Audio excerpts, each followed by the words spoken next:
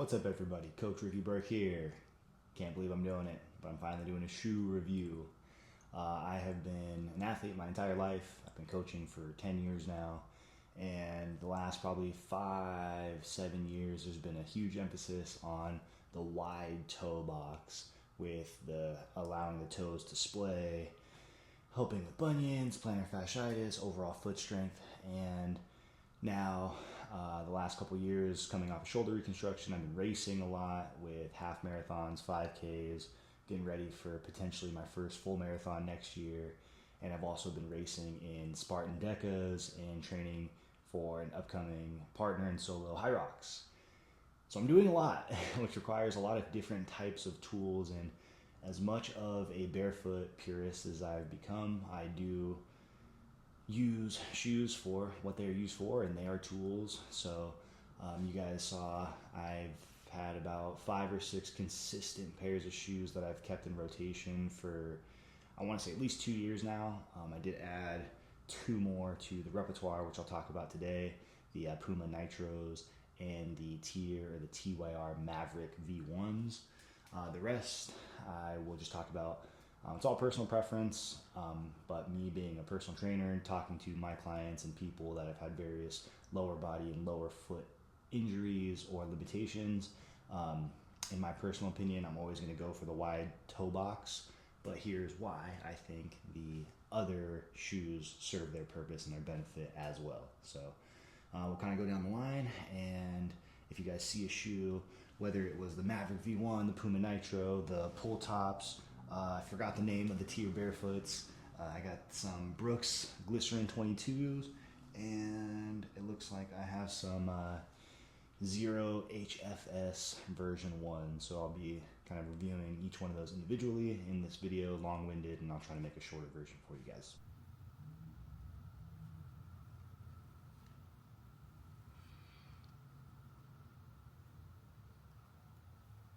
So I'll do my best to go in order, oldest to newest. You guys can see these are a little bit worn. These are the Zero HFS version 1. To be honest, these are awesome. They've lasted the longest. I've officially retired them after 2 years. I kind of just keep them in my garage if I'm ever barefoot and I just need a quick shoe to hop into. But these are awesome for overall training in the gym. You potentially could run in them. I would not train or run for more than a 5K in these, but there's a little bit more cushion and tread on the bottom than there is in a traditional like barefoot style shoe, especially the Vivos. That's where I think the Zeros got it right. They're a little bit thicker, a little bit more sturdy, if you will. I really like these when it comes to squatting, lunging.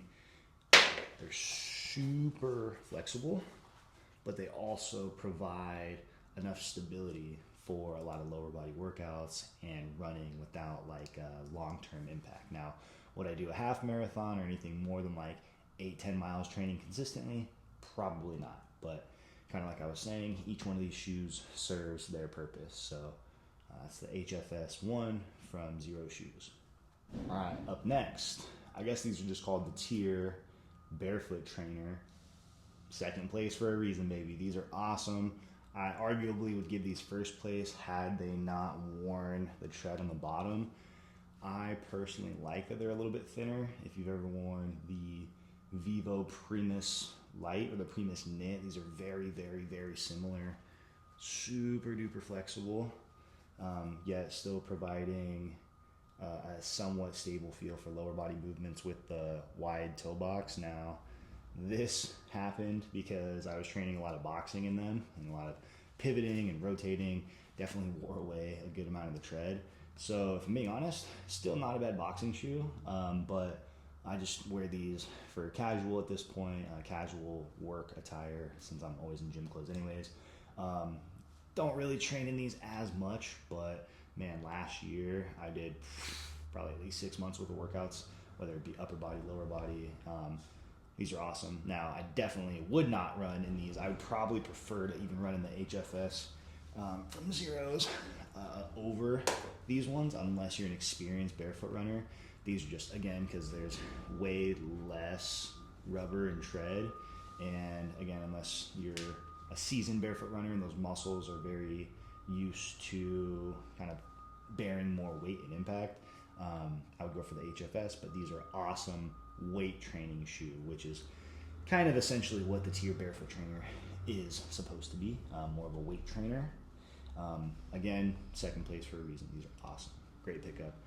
The HFS were about 90. I want to say with the discount, these were about the same. I want to say these were right around $100, but honestly, worth it. Now, I had to bring up price because, again, they're all tools. I don't want everybody breaking the bank. So I got to try a somewhat inexpensive option. These are the Pull Top barefoot sneaker or barefoot trainer. You can actually get these on Amazon. I'm sure Pull Top has a website. Fairly inexpensive. I think I got these on sale for like $36. Original retail is like right around $55. So still definitely one of the cheaper / more inexpensive options on the list. I actually like this because this is a little bit more like business / casual as far as a look. I mean, you can definitely still train in these. This is like, I would say a little bit more than the HFS as far as like comfort and padding, like overall. I probably would not run in these unless you tied them. The benefit with these is they come with elastic laces, so you can pull the tongue out and just slip your foot in. I really like that. The TYR, the black ones I showed you, is more of like a sock liner feel, and then the HFS more of a lace. So this kind of like truly meets in the middle of it being more of like ability to slip on, but also the ability to tie. So you have flexibility there, literally. And this is still a pretty mobile, flexible barefoot shoe. You guys can see how wide it is too. So these are more the barefoot options. Again, relatively inexpensive. I also have a pair of black and white that kind of look like the Nike Panda Dunks. Pretty cool, like 35, 40 bucks. Again, tools, options, a little bit of a fashion statement because I don't always want to be wearing gym shoes. So just a cool option that is outside of the regular gym shoe, Okay, here is where we get more into the actual tool or the fitness tool. These are the Brooks Glycerin 22.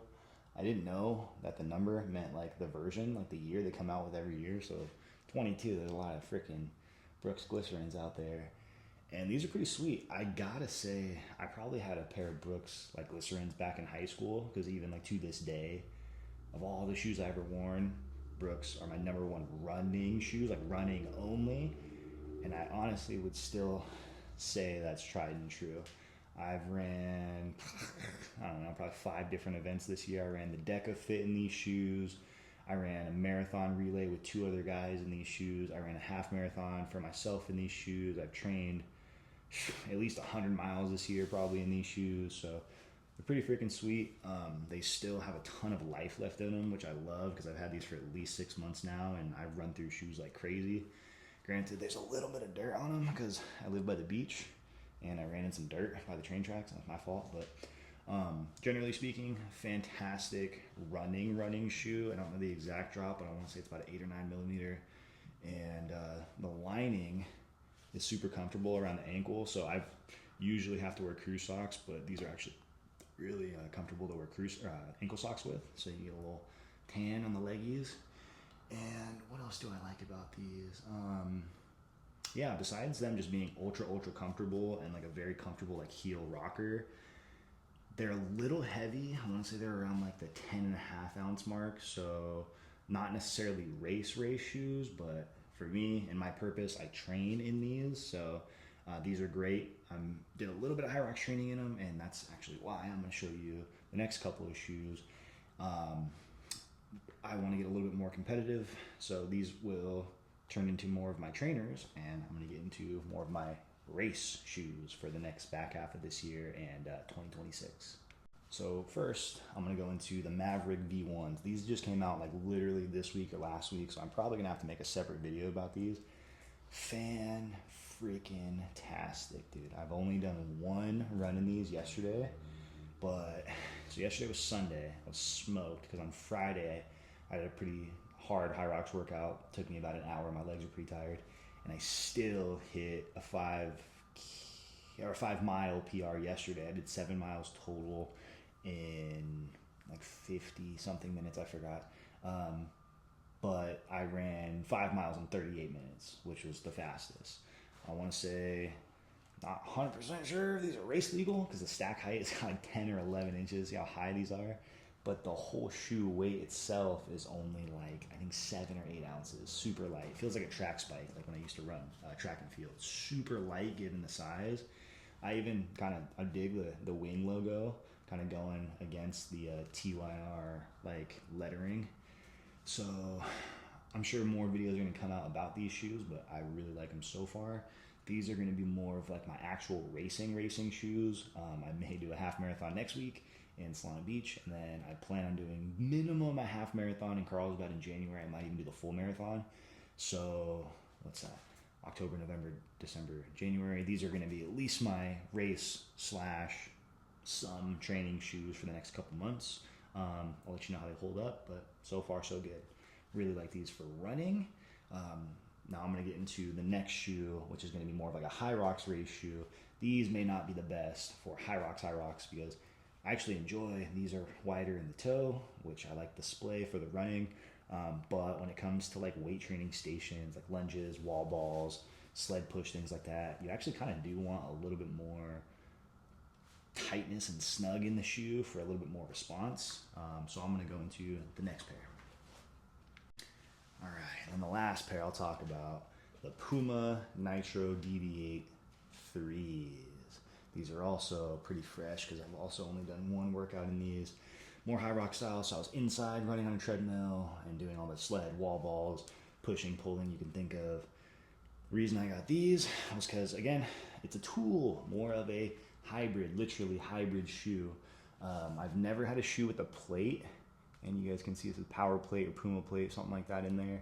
Basically what that means is there is more response. So like you see the other shoes, I was very easy, like I'm trying to bend this and it's not bending. So this is more of a stiff feel in the toe box, if you will, whereas the heel has a lot more cushion. So it is literally a hybrid race shoe, decent for running, decent for lifting, not necessarily great for anything.